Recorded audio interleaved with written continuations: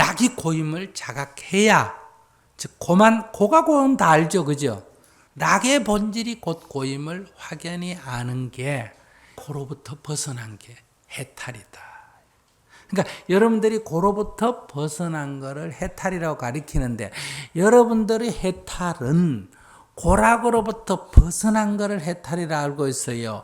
고락 중에 락을 구하는 걸 해탈이라고 알고 있어요. 여러분들은 열반이나 해탈을 고락 중에 고는 멀리하고 락을 쥔 거를 해탈이라고 알고 있다 이 말이에요. 그래서 이 수행이 진척이 없는 거예요. 고진멸도 중에 첫 단계를 아직 못 깨달았기 때문에, 일체가 고임을 못 깨달았기 때문에 미련을 못 버리는 거예요. 집착이 놔지지가 않는 거예요. 그리고 여러분들 나한테 맨날 묻잖아. 집착을 어야만 놓습니까? 괴로움인 줄 알면 저절로 놔지는데 괴로움인 줄 아직 모른다. 이게 뜨거운 줄 알면 저절로 놔줘요. 스님 뜨거워 죽겠어요. 그래 놔라 하니까 왜 놓는데요? 이래. 말이 되나 안 되나? 그러니까 이게 뜨거운 거는 손에 대보고 뜨거우면 어떻게는 벌써 집착, 이렇게 딱 쥐면 뜨거워. 이래. 어떻게 나왔니? 그냥 나. 그건 뜨거운 줄 알면 그냥 나아지는 거예요. 그 중요한 거는 어떤 놓는 방법이에요. 뜨거운 줄 아는 거. 뜨거운 줄 아는 거. 고인 줄 알면 그냥 나아지는. 분명히 이거 딱 이치를 다 깔아야 이제 공부가 되는 거예요. 남자가 아이고 얼굴도 이쁘고 돈도 있고 말도 잘하고 이래가지고 그 인간하고 내가 결혼했다고 좋아하는데, 근데 그 인간은 나만 좋아하는 게 아니라 딴 여자도 좋아하기 때문에 반드시 이제 질투심으로 한평생 괴로워해야 된다. 락이 곧 고의 씨앗이 된다. 이런 얘기. 그러면 이 근본이, 뿌리가 뭐예요? 욕구요. 욕구로부터 고가 생기고 락이 생기는 거예요. 근데 욕구를 충족시켜서 락으로 행복을 삼으면 욕구가 계속 충족이 돼야 될 거 아니야. 근데 현실은 욕구가 완전히 충족된다는 건 있을 수 있나 없나? 없어요. 또 상대적 욕구는 이게 충족이 되면 가만히 있는 게 아니라 욕구가 커져야 안 커져요? 커져요. 그래서 이게 충족이 될 수가 없어요. 완전히는.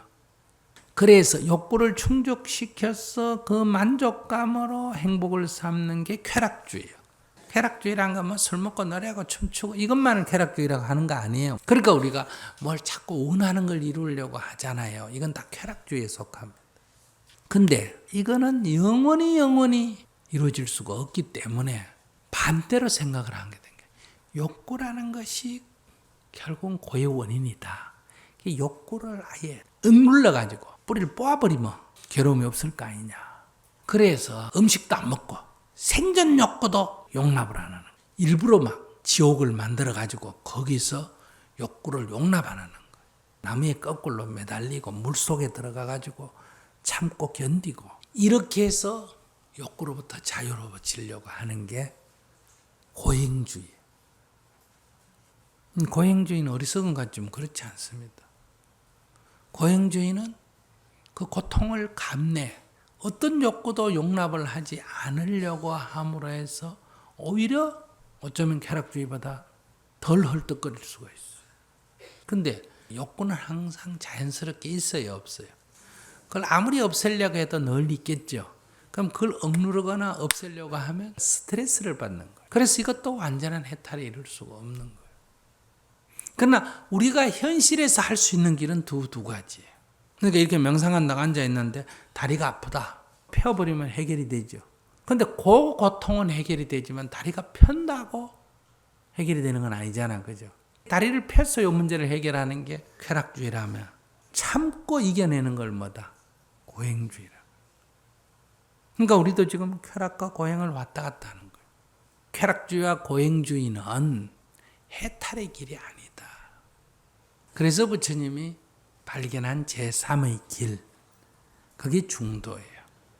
그러니까 부처님도 29살까지는 쾌락주의로, 출가해서 6년은 고행주의로. 그래서 이쪽도 저쪽도 완전한 해탈에 이르지 못했기 때문에 이 원인을 살펴서 욕구를 따르는 것만 욕구의 노예가 아니고 욕구를 억압하는 것도 뭐다? 욕구의 노예라는 거예요. 욕구에 따른 작용 반작용 아니에요.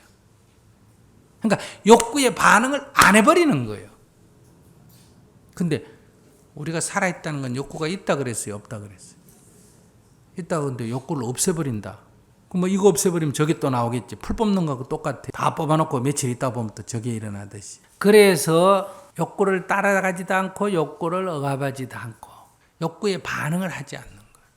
그래서 욕구를 다만 욕구로 알아차리는 거예요. 욕구가 있구나. 이런 욕구가 있구나. 욕구가 있구나 하고 다만 알아차린다. 이제 제3의 길. 욕구를 없애는 게 아니고 욕구에 반응을 하지 않는다. 욕구에 대응을 하지 않는다. 현실에서는 어려워요. 이거든 저거든 해야 돼. 그걸 비유를 들어서 말하면 공중에 줄 타게 하는 사람이 줄을 딱 타서 왼쪽으로도 기울어지지 않고 오른쪽으로도 기울어지지 않고 똑바로 가기만 하면 된다. 말은 억수로 쉽지. 그거하고 똑같아. 근데 현실은 똑바로 가집니까 안 가집니까? 항상 이쪽으로 기울어지든 저쪽으로 기울어지든 기울어지는 거예요. 이 기울어지는 게 극단이에요. 그래서 이 중도라는 것은 이론적으로는 쉽지만은 현실에서는 많은 연습이 필요한 거예요.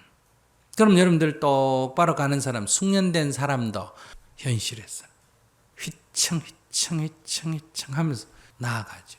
욕구를 억압하지도 않고 욕구를 따르지도 않고 그러나 약간 휘청거리면서 나아가는 거예요. 빠지지 않는 거예요. 이런 것이 이제 해탈의 길이다. 이렇게 해서 중도의 길을 발견하시고 중도의 행을 하셔서 해탈과 열반을 성취하셨다.